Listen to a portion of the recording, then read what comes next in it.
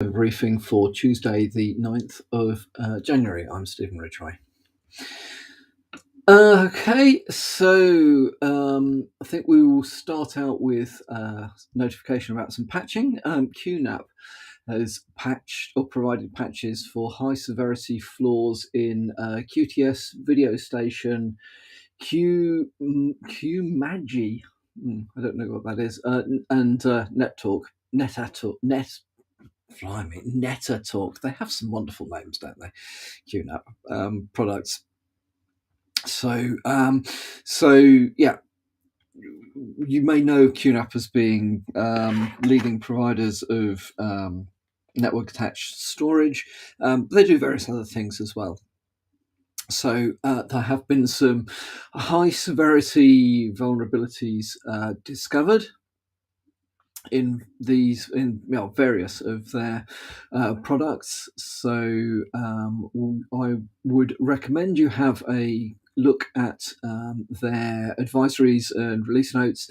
There are patches available for all of those products, various CVEs of various severities, but all effectively severe enough that you should take this stuff seriously. So if you are the user of these particular QNAP products, do take a look. There's a nice summary on Security Week, which we will link to the podcast, a link to the briefing, which will give you an overview, so you can very quickly have a look to see whether you need to delve deeper into this stuff or not.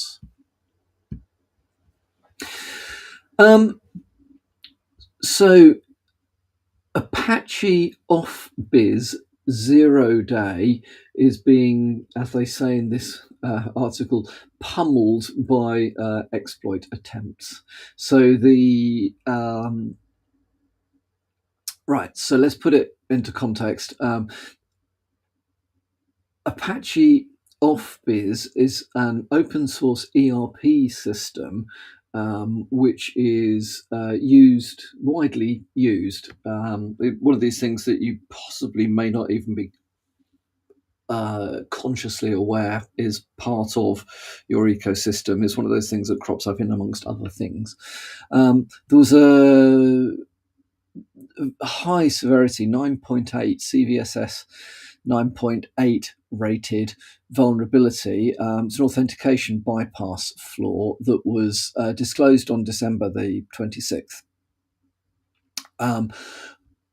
Since then, the amount of attack traffic that has been seen by SonicWall as the source of this information. SonicWall is in a position to gather good information about this stuff, so I think we can be confident that this stuff is, that there is something behind this. They have seen a very high uptick in the amount of attacks being thrown at trying to identify these vulnerabilities. It's unclear from this particular article how targeted any of this stuff is. My guess will be it is not particularly targeted. It will just become, that background noise of chuck it out there and see what sticks. However, there are patches available, so it is definitely worth having a look. It is worth going back to looking back through the vendors of other pieces of software, other system solutions, just to see whether this is a component and whether there are patches for the other solutions which will actually address this. And a good example being this crops up in Atlassian's Jira. It's, although Atlassian have said that the Jira implementation isn't vulnerable to this, but that's an example of the fact that this crops up kind of elsewhere. So yeah, have a look. Keep an eye on this, because if you are still running a vulnerable version of this, or even if you don't know you are, and it's presented to the internet, then you can be certain that you will be discovered one way or another. Okay. Twilio.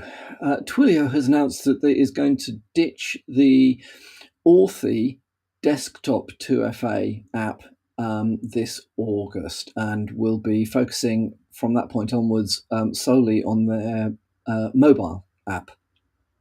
So Twilio is, so Authy is an alternative to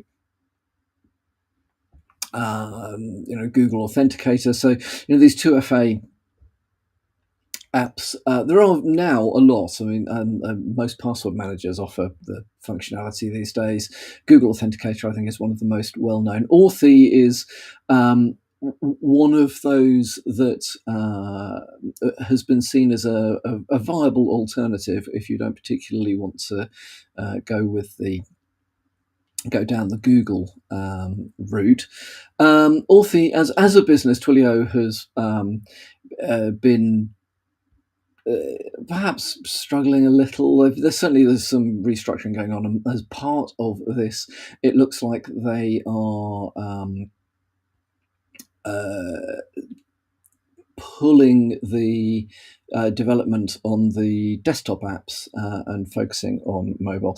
I mean, one can argue whether that's a good or a bad thing. I just think it's something that's worth being aware of. So if you have gone down the Twilio Authy route rather than one of the other 2FA solutions, be aware of this, because you may want to be considering any potential business process impacts well in advance of August. Yeah, and whilst you may look at that and go, "Oh, yeah, so what? Just use a mobile." Well, there are organisations where that is not simple. Mandating that employees use a mobile device for 2FA actually can have all sorts of knock-on effects in certain industries. I've seen situations where the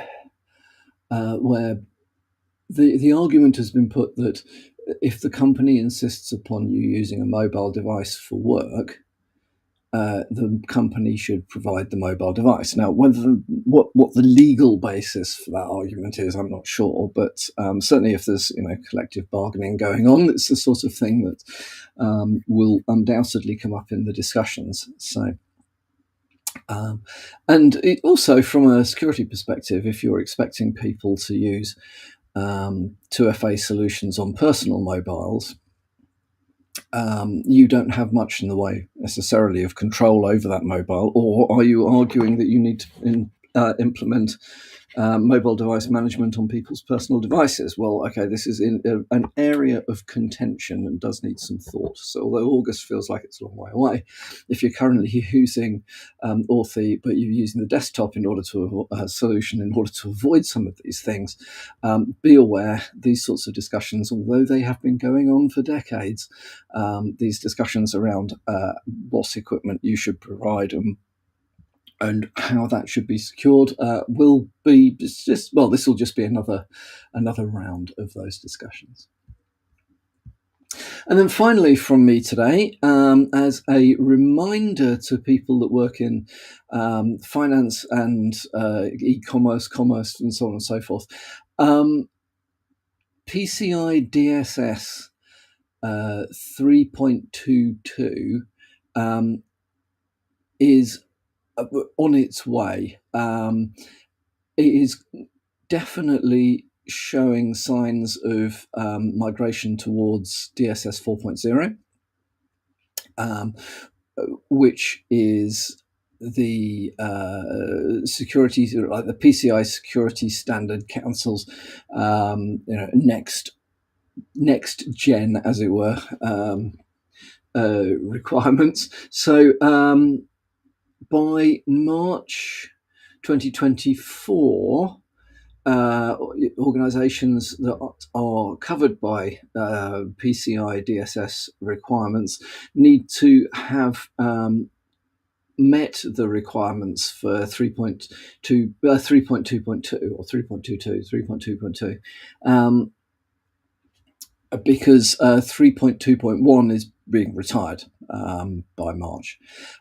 That then it gives a year before the 4.0 requirements become mandatory, is my understanding. So I would hope that if you're involved in payments pipeline, that you would be aware of all of these things. However, there is a good website that I've come across, a good article I came across on the website from Tripwire that talks about the sorts of changes. It gives an overview of the sorts of changes that are being implemented as part of this migration to 4.0. So watch out. So the basically make sure that you are aware of the changes that need to be made by March 2024. A lot of the stuff that is related to 4.0 at that point they're just going to be best practice recommendations. However, a year later, it will all be enforced. Now, it does broaden the scope somewhat of who gets covered by PCI DSS. And it introduces effectively a new component in that if anything is web facing, they are now mandating that you use web application firewalls to protect transactions. So that could potentially be a significant change to the architecture of how your systems are implemented. So that one is worth, if you've not picked that up and thought about it already, it is definitely worth thinking about.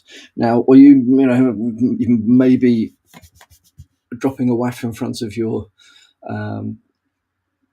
commerce sites is going to be easy, but for a lot of people, I'm sure that won't be. So that, I think, is a big change that needs to be thought about.